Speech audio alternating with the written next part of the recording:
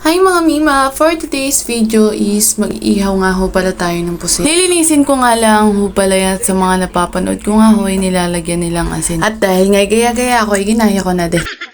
Hindi na nga ho pala ako nagtanong din sa amin kung paano nga ho i-linisin at mukha naman ho madali. Tatanggalin nga lang ho pala natin yung parang pinakamata sa gitna. Hindi ko nga lang ho pala alam ang tawag dyan.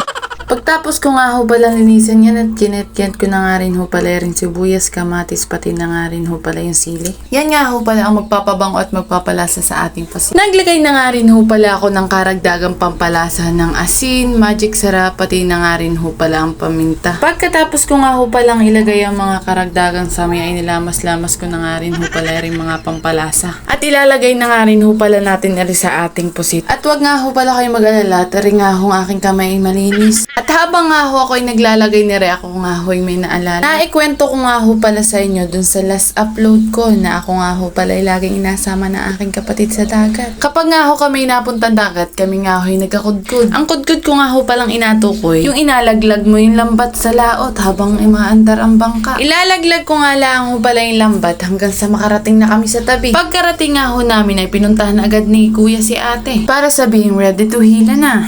Kailangan nga ho palang may maiwang isa para hawakan yung kabilang dulo ng lambat sa tabi. Nung nasanyasan na nga ni kuya si ate ay dahan-dahan na nga ho namin hinila yung lambat papunta sa amin. Habang dahan-dahan nyo nga ho palang hinihila yung lambat ay talaga namang matutuwa kayo. Sino baga namang hindi matutuwa kapag nakita nyong may nahuli kayong panos or di kaya pusit? Sobrang hirap nga din nga ho palang magkudkod at ikaw nga ho ay malalaptukan sa kamay.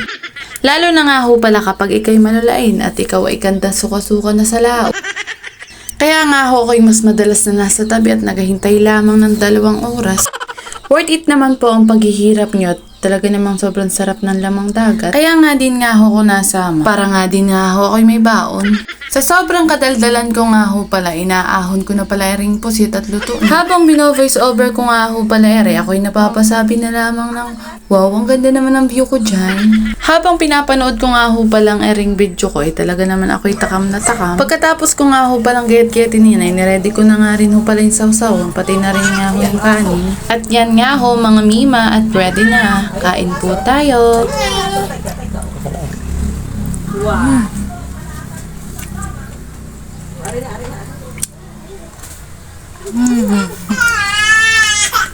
Sarap.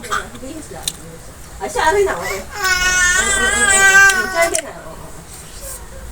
Oh, yayaw na. Karin na.